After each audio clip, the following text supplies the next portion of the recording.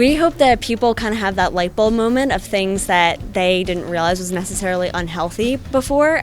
What I really like is when students have that moment of kind of shock or reaction. They're like, I didn't even realize that was an unhealthy behavior, and really just teaching them how to love a little bit better, be a better partner to the people that they care about. Please at least go to the shelter. There are so many different amazing, beautiful breeds in the shelters that need a good home.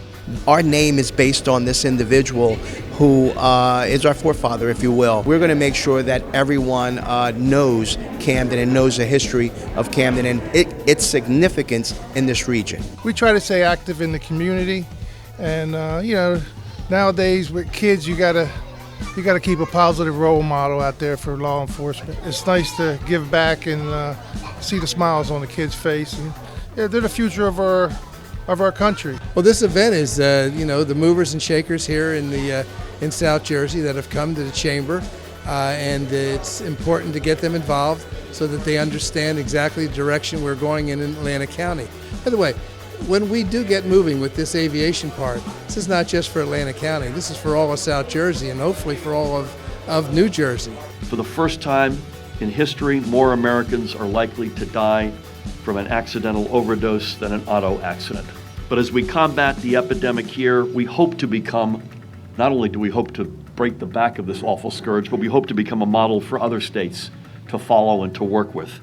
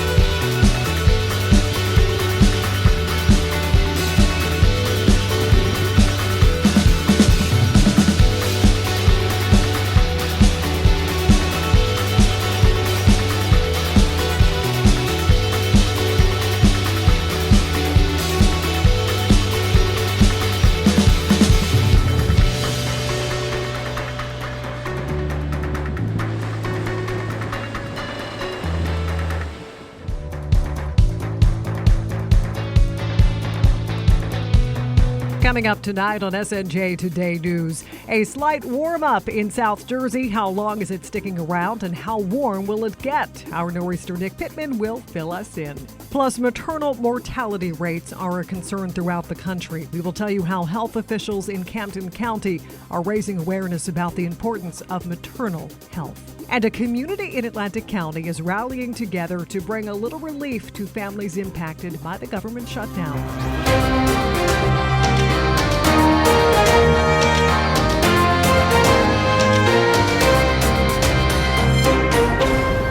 Good evening, everyone, and welcome to SNJ Today News. I'm Michelle Dawn Mooney. We begin tonight in Salem City, where state police now have a man in custody following an afternoon standoff. New Jersey State Police say that the standoff began when the suspect fired a gun as police tried to arrest him in Salem City. Fortunately, there were no injuries reported as a result of the approximately 3-hour-long standoff. Attorney General Goober Grewal said the man was a fugitive who officers were attempting to arrest. Neighbors reported hearing about 8 shots ring out shortly before noon. Some nearby businesses went on lockdown while troopers armed with rifles and officers in tactical gear patrolled the area. Police took the man into custody around 3 p.m. Saying it was cold was an understatement today as temperatures dropped into the single digits. Freezing conditions causing many schools throughout the area to have delayed openings, some even going as far as to cancel school for the entire day, like the Millville School District. So how long are these frigid temperatures sticking around? Our nor'easter Nick Pittman joins us now with a look at what could be a nice warm-up heading our way. Nick.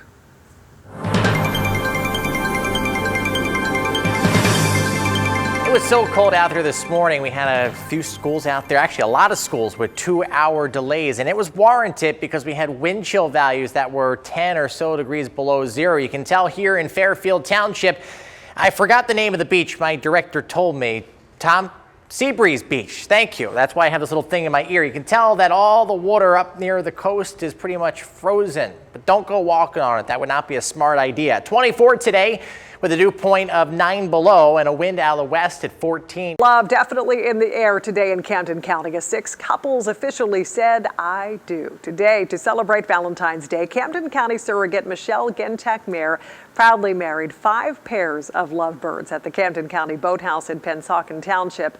Of the couples married today, Rachel Dietrich, a Gold Star family member who was fitted for her wedding gown earlier this week at the county's Salute the Dress event. The ceremony included fresh flowers and a stunning view to help make tying the knot even more special. The New Jersey Department of Environmental Protection will be holding a public listening session to discuss a plan they recently released to help meet the environmental justice goals set by the Murphy administration. The event will be held tomorrow from 6 p.m. to 7:30 p.m. at the Bridgeton Municipal Courtroom. Attendees are asked to register for the event on the DEP's website. A former South Jersey congressman has now announced his next move. After serving as New Jersey's 2nd District congressman for 24 years, Frank Lobiondo is adding a new title to his name, Chief Executive Officer.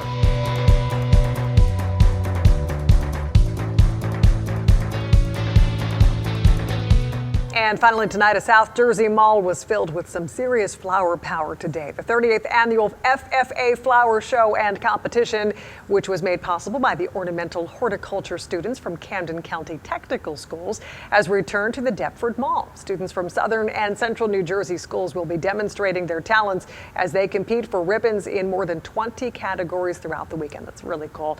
Officials say the show is a great way to show off the work of some talented students and give them something to look forward to each year. It's a motivator. I mean, any kid loves to compete and do well. And it's also a learning opportunity if they don't do well. Yeah, they can see how the winners, in that category did, and they can learn from it and come back next year and then try again. So it's a very positive experience for them. The show will feature as many as 200 entries, including bridal bouquets and boutonnieres, newborn arrangements, potted flowering plants, and dish gardens, and more, all made by the students. The flower show will continue tomorrow from 10 a.m. to 9 p.m. and again on Sunday from noon to 5 p.m. I don't know, I'm kind of partial to that popcorn. I just want to sneeze. Yeah. And finally tonight in Wildwood, 2 winners, a boy and a girl, will be crowned as the 93rd National Marbles Tournament champion. And in addition to bragging rights, there is $5,000 in college scholarship money to be awarded. This past Sunday, competitors and attendees gathered at the Beach Terrace Hotel for the shoot-off banquet. And early Monday, the games began at 8 a.m. at Ringer Stadium for some preliminary play, which will wrap up with the final tournament tomorrow, where 1 boy and 1 girl will be dubbed the National Marble Champions. The marble tournament community is a great community. It's, old traditional values. We have kids from all over the country that come to participate in this national event, and it's like the Super Bowl of marbles. The 2 champions from Thursday's final competition will be inducted into the National Marbles Hall of Fame, which is located in Wildwood. Coming up next, a Jersey story heard across the country is coming home to the Garden State. We will take you to today's exciting announcement in Atlantic City. Stay with us.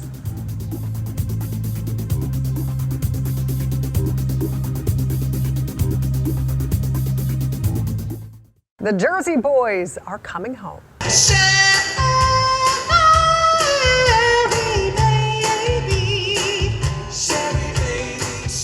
With quite an entrance, the Hard Rock Hotel and Casino announced today that the story of Frankie Valli and the Four Seasons is coming to the Soundwave Theater this summer. The Broadway musical includes hits from the heyday of the Four Seasons, including Sherry, Walk Like a Man, and Big Girls Don't Cry. The play debuted on Broadway in 2005 and tells the story of how Frankie Valli and his bandmates made their way to the top of the charts in the 60s. Jersey Boys will run at the Hard Rock Hotel and Casino from June 25th until July 21st. Tickets will be available through Ticketmaster starting on Monday. And that's going to do it for us tonight. Thanks for joining us, everyone. We'll see you back here tomorrow. Have a great night.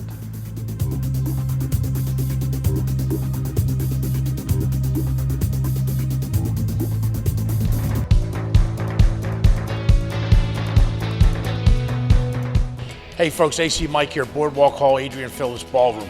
Wedding of the Sea, an Atlantic City tradition. Over 1,000 years ago in Venice, this was started as a wedding of the people and the sea. This is the way areas and traditions start. They were being fed by the sea in Italy back in the day. The Virgin Mary, a statue is out on front of Boardwalk Hall.